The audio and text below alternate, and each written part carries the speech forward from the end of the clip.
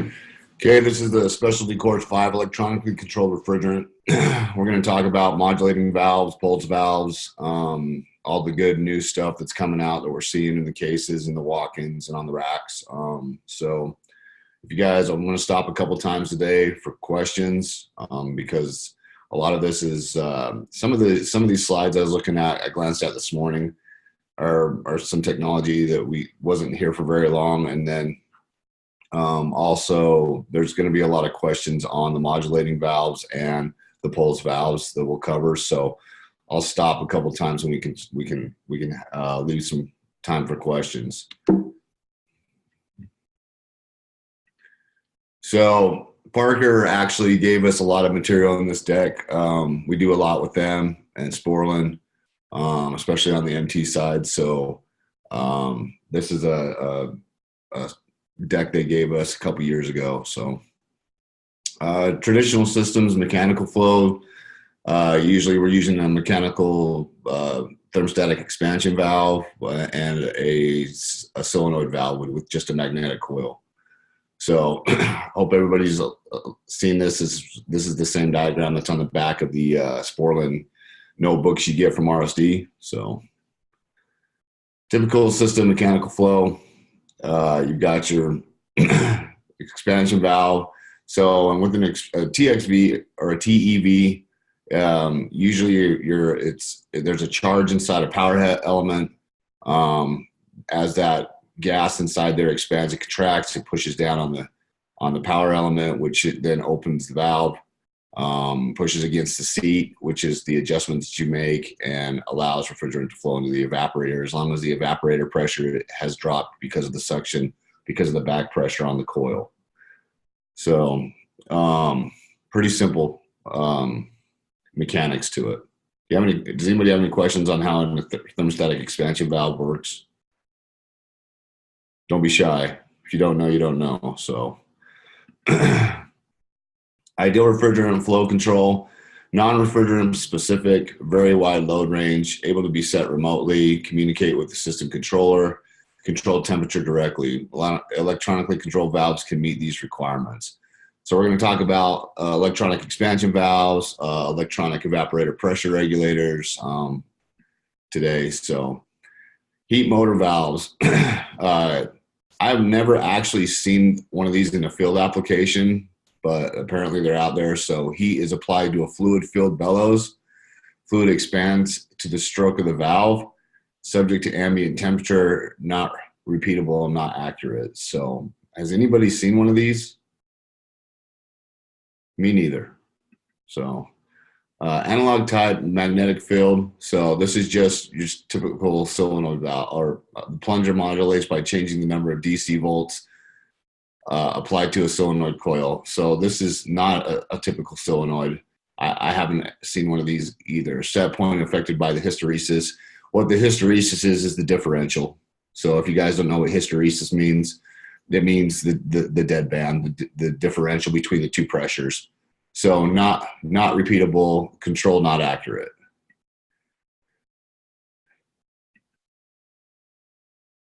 Okay, pulse valve. Pulse flow may cause undesirable liquid hammer resulting in system damage, does not provide smooth control. I'm gonna take this out. There is a lot of manufacturers going to pulse right now.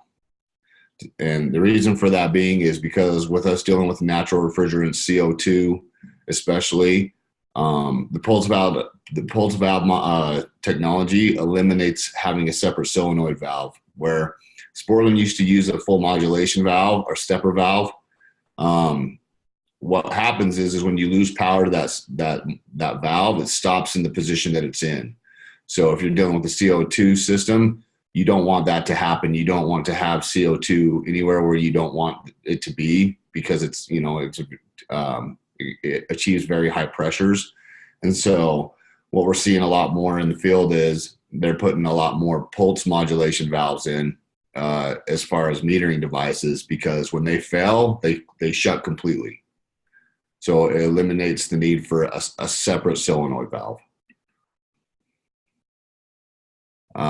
Step motor type. So this is what Sporlan's technology is. It modulates flow precisely. You can tell this is Parker's slide deck because they're pushing the stepper style. Stepper motor rotates, drives a linear valve and actuation.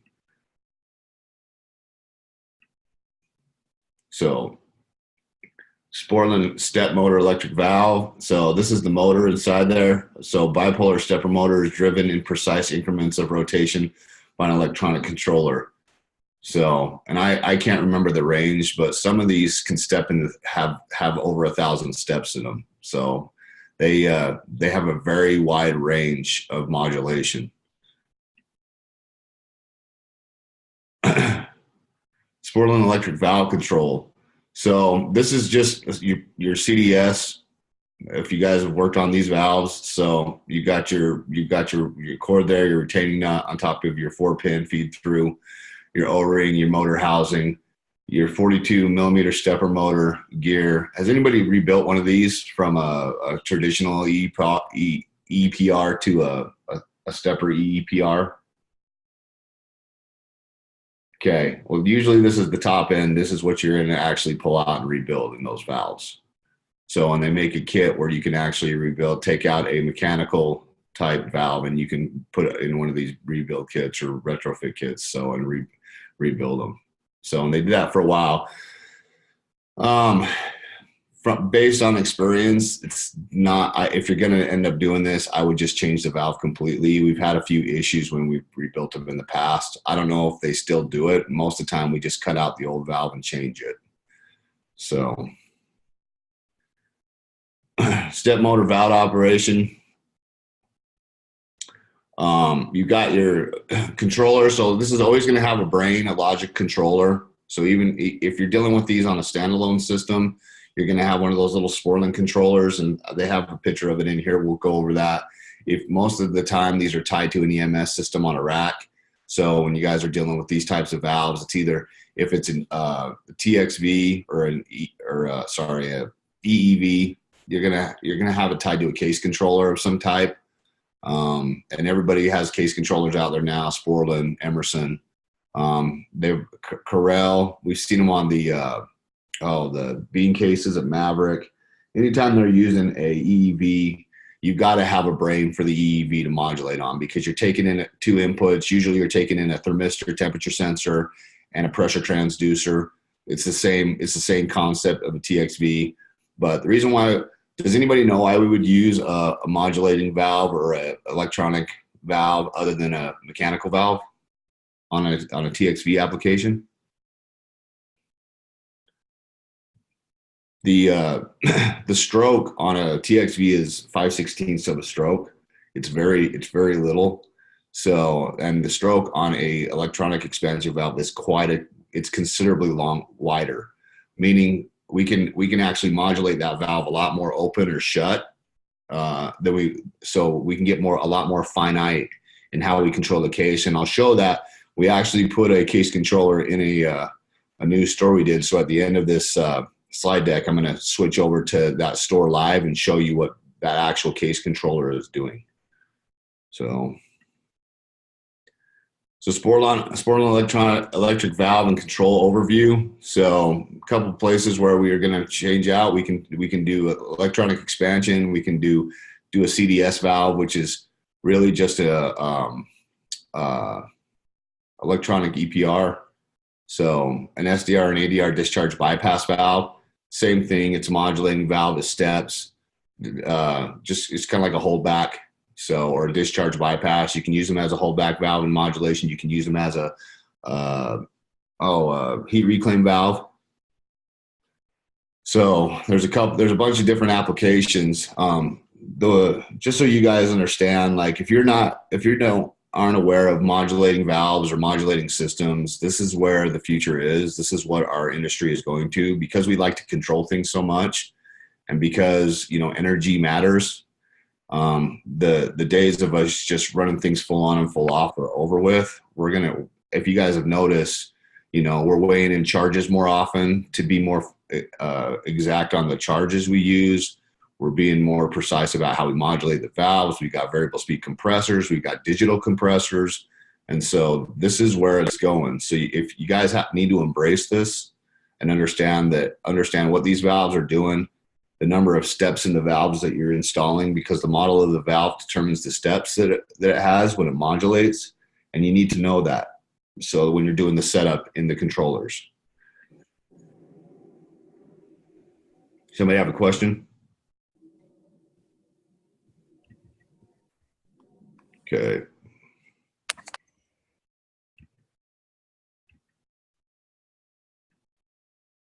Sorry about that. Just muting some guys.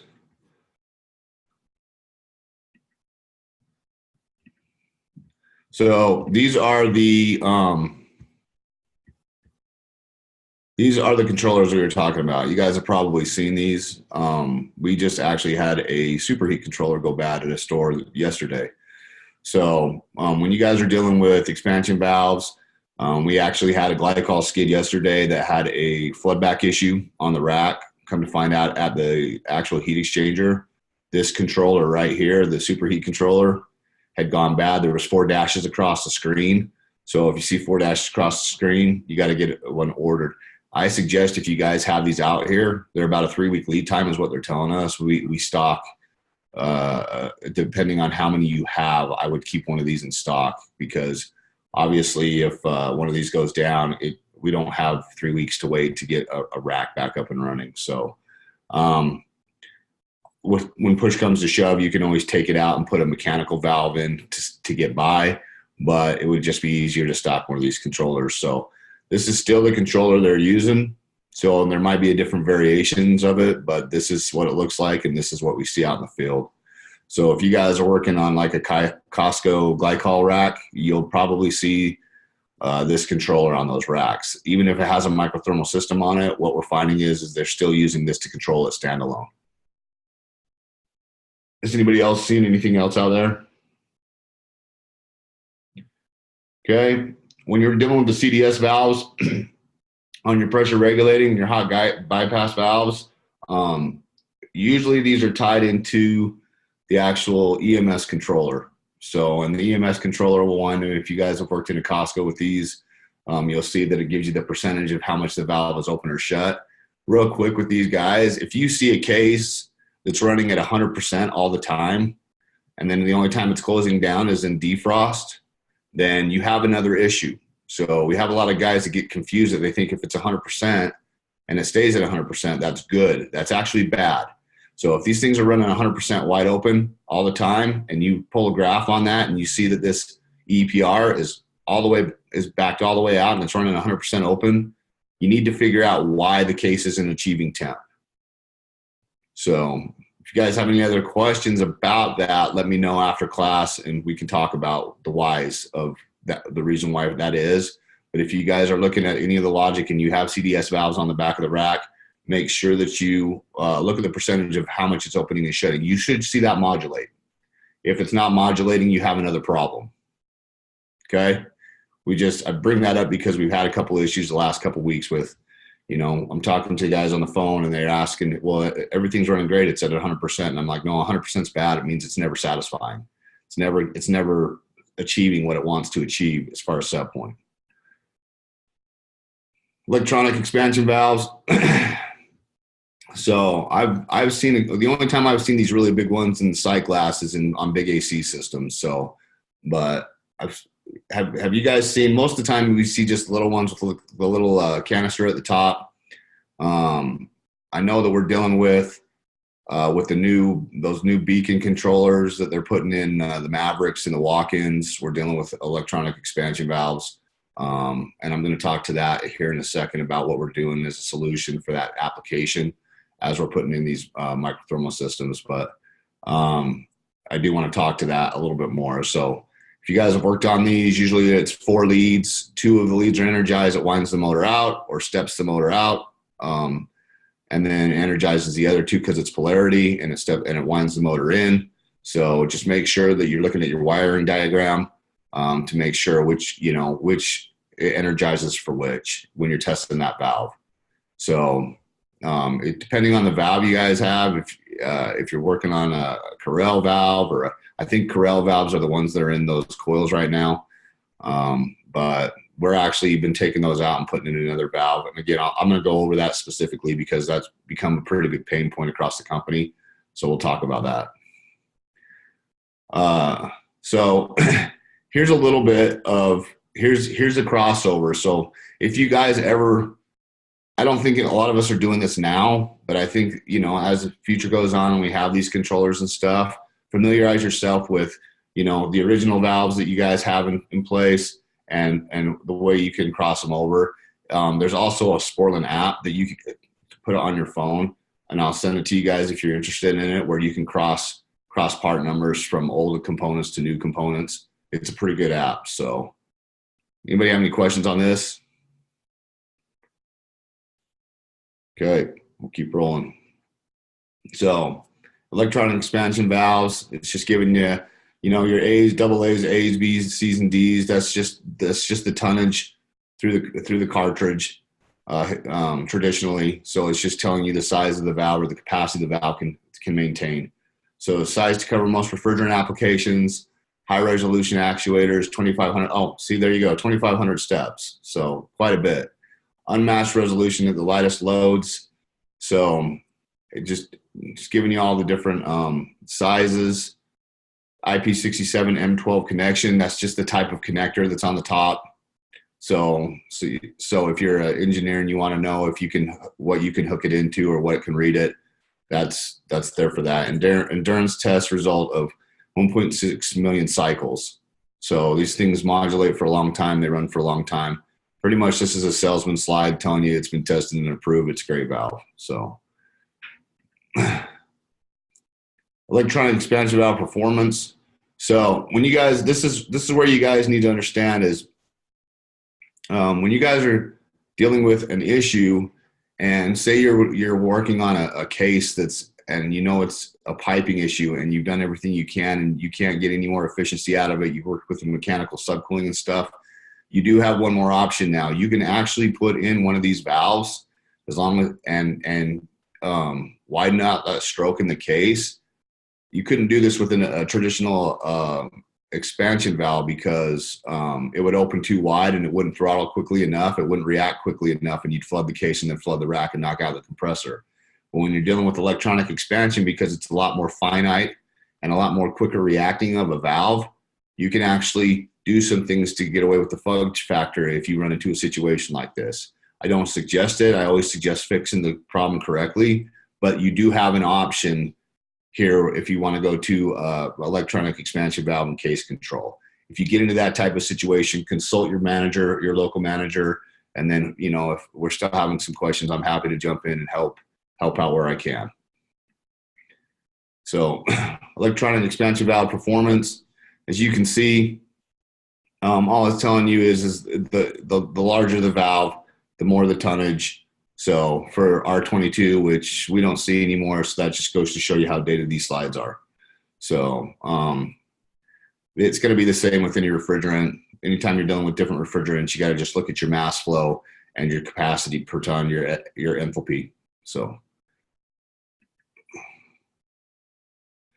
electronic pressure regulating valves. So this is probably the most that we deal with out there. We're not seeing a ton of electronic expansion, but we're seeing a ton of CDS valves. So we've got them in most of our markets, and I'm speaking for the Salt Lake area. I don't know what you guys are seeing across the enterprise, but we see a lot of CDS valves on racks. So, and again, if you guys are dealing with a CPC system, or I'm sorry, E2, or you're dealing with Danfoss, or you're dealing with, like I was down in Arizona, there actually is a Danfoss Costco out there. There's 4 of them. So we actually have a store that has one of the Danfoss systems. It's the same logic. When you guys go into the CDS valve application for that controller, it's going to give you a percentage of how it's stepped open. If you guys find that it's stepped open to 100%, like, make sure that you start looking at the other reasons why that case or that lineup's not satisfying. Okay, because the logic's tied into the case temperature, and it's tied in because a lot of these you still have mechanical expansion valves, but you'll have electronic EPRs on the back of the rack.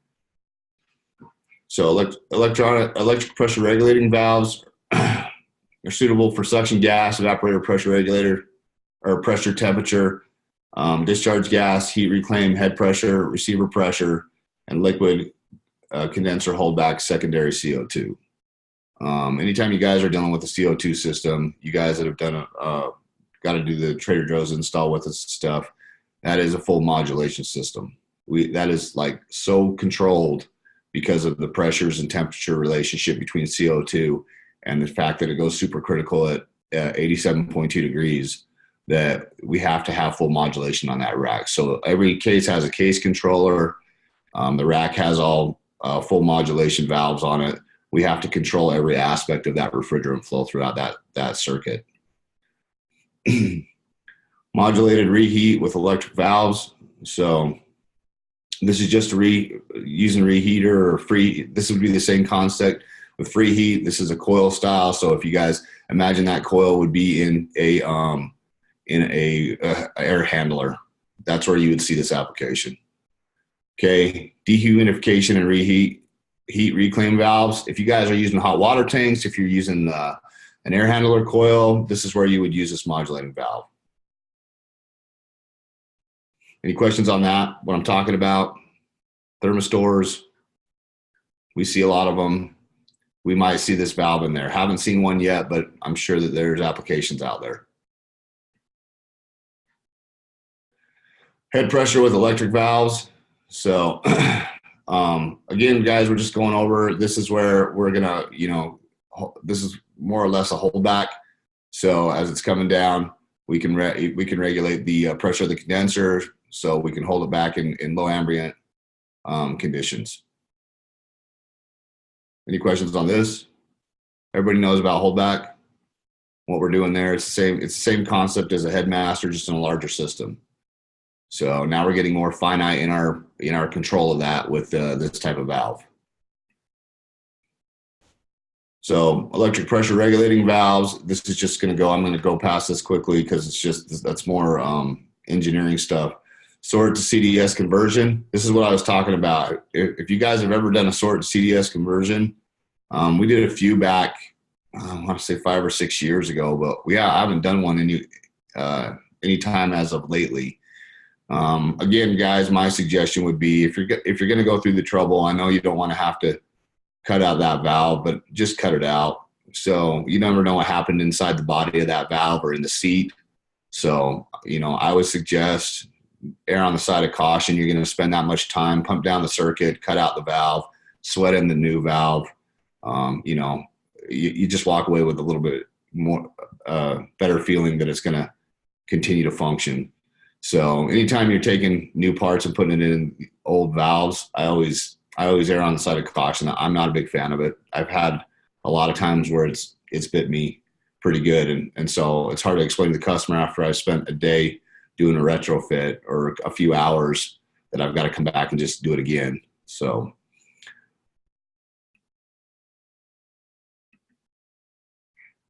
DX system multiplex racks. So this is where we're seeing these applications. Couple things that we want to cover here is, if you guys are using electronic expansion, you're going to see that in CO2 application. You're going to see, we're seeing a lot more self-contained cases. Well, not self-contained, but remote applications with a case and a remote unit, where we're seeing a lot more case control.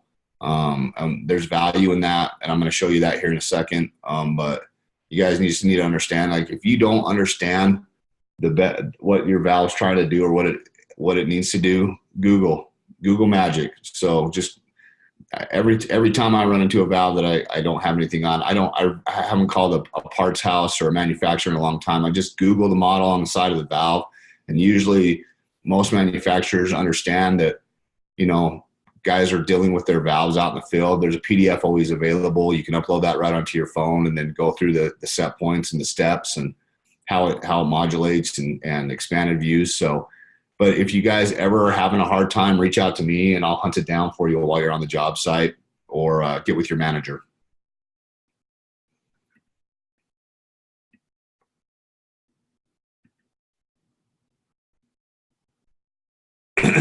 So Multiplex racks. So this is the same thing. Any questions on that?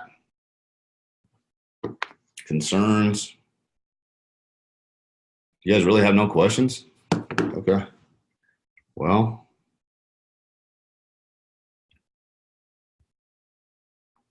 let me unmute you guys. So maybe some of you do.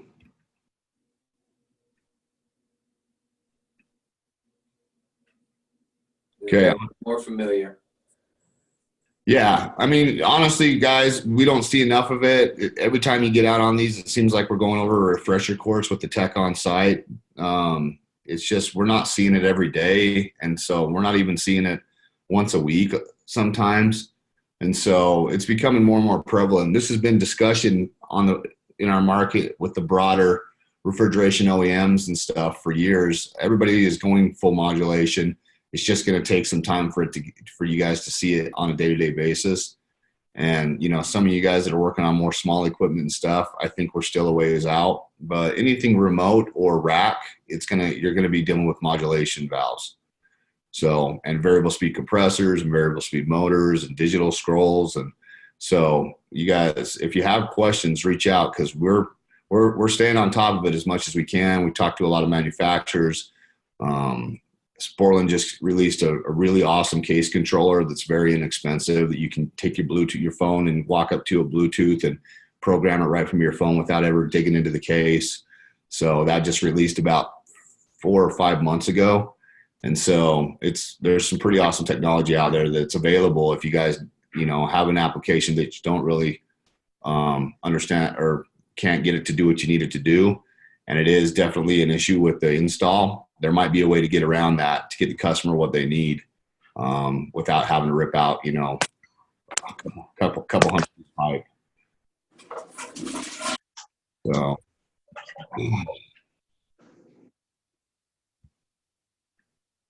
let me throw this up here.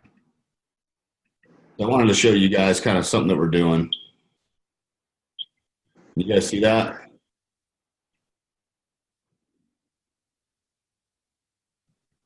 Is it still on questions and discussions?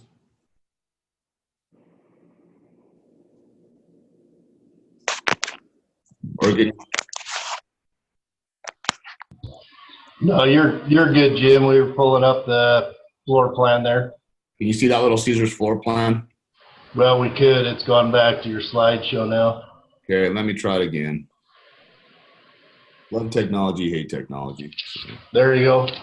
Okay, so I want to show you guys something. This is a new install we've done. We've introduced VFM to Little Caesars. It's pretty awesome for us because we're taking control of the ovens and a couple other things on this. We are pioneering a gas pressure transducer with control on the conveyor ovens here.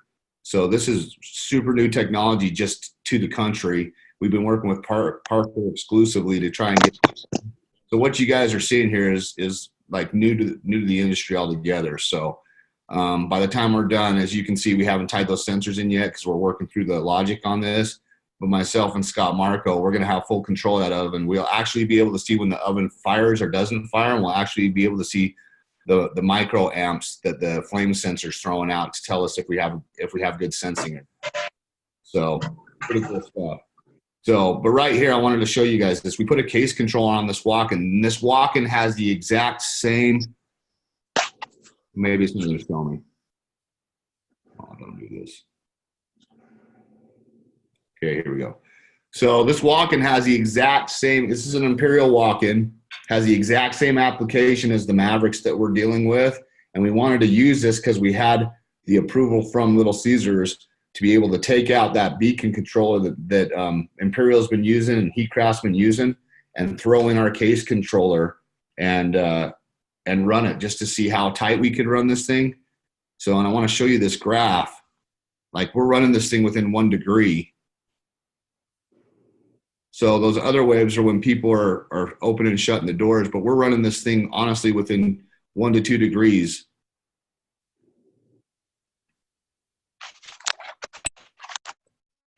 Can you guys see that?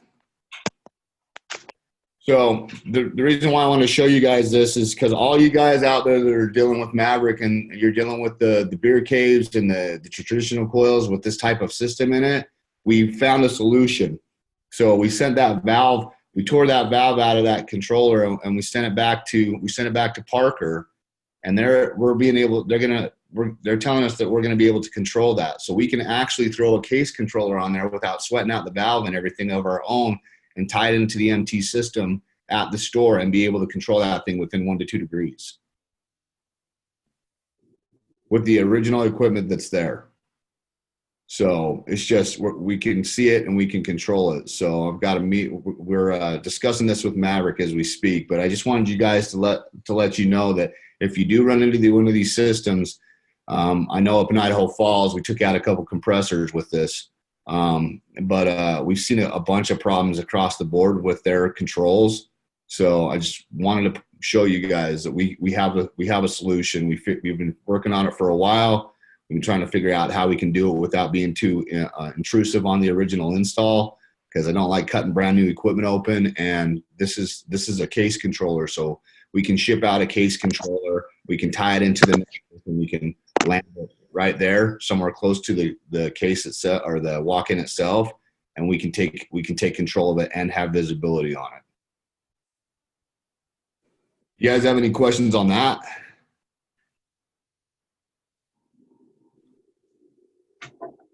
Nothing, huh? Easy. You guys are easy today. So anyway, if you guys have any questions and you do run into one of these, please call me or Scott Marco, and we'll help you out with this. So like I said, we stood this up. We wanted to take this opportunity because the store wasn't open yet. And we actually went through a couple valves and we went through a couple different applications in order to get this where we wanted it. And so it's been tested and tried. We've had this in for about 3 weeks, and it's working phenomenally. And we're actually working through the logic.